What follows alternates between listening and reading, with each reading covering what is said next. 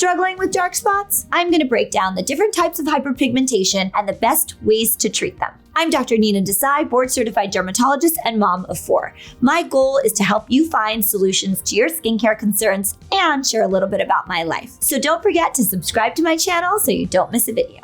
Okay, so first let's talk about the types of dark spots that you can get. First, there are sunspots or lentigo. These are caused by chronic UV exposure and typically are going to be circular spots that are numerous all over the face, chest, neck, and hands. Next, we've got post-inflammatory hyperpigmentation, or PIH. This type of pigment is your body's response to some sort of injury that's happened on the skin. Whether it's from an acne bump or some trauma to the skin, it's going to leave this type of discoloration behind. Initially, you may notice that when the skin is healing, it develops what's called post-inflammatory erythema, or redness on the skin. Then it may develop into a hyperpigmentation. Oftentimes, people mistake flat growths that are known as seborrheic keratosis as hyperpigmentation as well. But these are actual growths that occur on the surface of the skin because of genetic reasons. And lastly, the trickiest of all, melasma.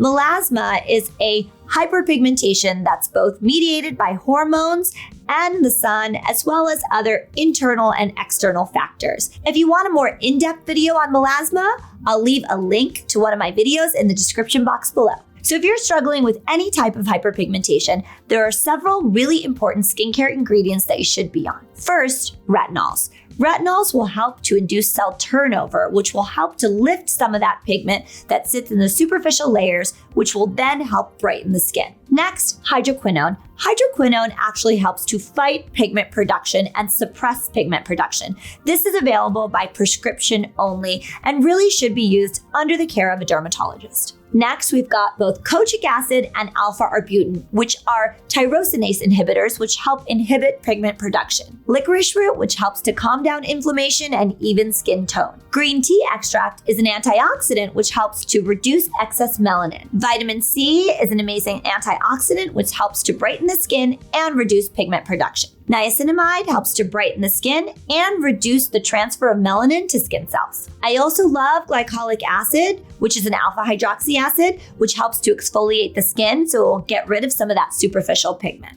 While there are a ton of products out there for pigment, here are my favorites. First, we've got the SkinCeuticals Discoloration Defense, which combines tranexamic acid, niacinamide, and kojic acid to powerfully fight pigment. Next, we've got Elastance A-Luminate, which has not only tranexamic acid and niacinamide, but a patented Path 3 technology to help reduce the recurrence of pigmentation as well. I also love Naturium's Multi-Bright treatment, which combines tranexamic acid, alpha-arbutin, and kojic acid. And my personal favorite is one from my brand, our Pure Skin Glow Pads, which combine alpha-arbutin, kojic acid, green tea extract, licorice root, and vitamin C to make it a pigment-fighting powerhouse. So now let's talk about my favorite in-office treatments for these types of hyperpigmentation. When we're dealing with sunspots or solar lentigo, we're going to use something called broadband light or a photofacial that has different filters of light that's going to help us zap these brown spots on the surface of the skin. For darker skinned individuals, I'm going to use a device called the PicoSure laser to zap their sunspots, which is much more forgiving when it comes to those with really heavily melanated skin. Next, post-inflammatory hyperpigmentation.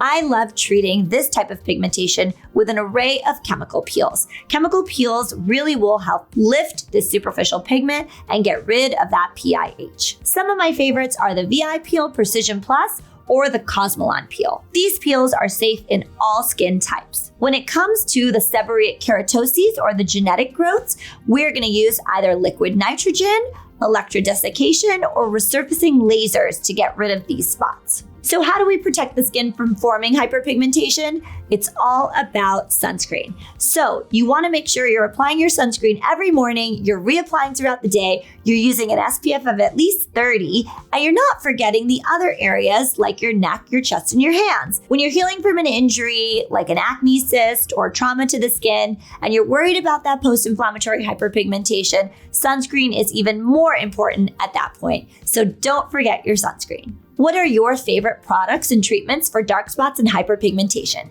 Share in the comments below. And don't forget to give this video a thumbs up and subscribe to my channel so you don't miss a video.